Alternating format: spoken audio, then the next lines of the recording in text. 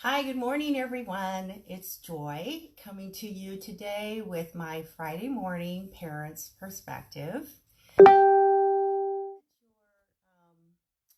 Having a wonderful day. Your week's been good. For me, I've been doing a lot of thinking this week about observation, how taking a minute to observe or to look at a situation, stepping back, can help to make a positive change or a correction when something's not going the way that I want it to. And this was really pounded into me as I heard my yoga teacher, of all people, say, where your attention goes, energy flows. Think about that. What gathers up your attention is truly where you'll be putting all or most of your energy. And, as parents, I know we find ourselves sometimes completely wrapped up in the behavior and the activities of our children, especially when it's something that is nerve-wracking or stressful or problematic.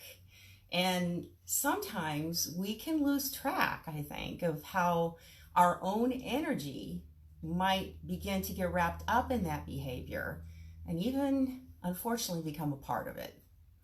We can unwittingly be supporting the very behaviors that we're striving to curtail or change by our own reactions or how we're getting involved in it. Yikes. So then we start to become a barrier to our children making better choices and finding different ways to cope with or address whatever they're faced with, right? It's the last thing we want to do. So what can we do to somehow change our own response and involvement in a behavior? It's not easy, but I'm thinking that in order to understand what is happening, first, we have to find a way to step back and observe what's happening. Observation is the very first part of any plan for change. If you can become the person who's looking into what's happening versus being a part of it, it gives you a whole new perspective, doesn't it? Remember the ABCs of behavior? We talked about the antecedent, what happens before, the behavior, what's actually happening in, and then the consequence, what comes out of it. Well, observation is another important part of that whole process. It's what you do when you realize that something has to change about what has been happening. But the challenge, guys, is going to be taking that time and having the energy to remove yourself long enough to really take the time to observe. And the key is, the main thing that you want to observe here is yourself. It's you. How are you feeling? Are you tired? Are you stressed? Are you feeling super down and defeated? Are you holding your breath? Or are you breathing?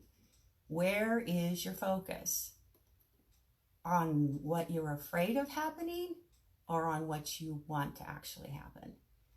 And guys, this can take place in a matter of seconds. Just taking a moment to observe and then perhaps deciding on what to change or to adjust to get to that better outcome. Now, I'm not trying to make this into a tiny deal, guys. It's hard. And I know that making a correction that's going to lead to change is always hard. Just ask your children as we work with them and try to help them overcome those barriers. No one's ever going to do it perfectly every time.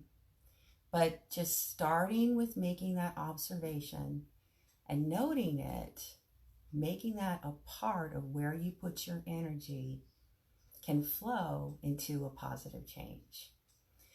So thanks for checking in today and listening.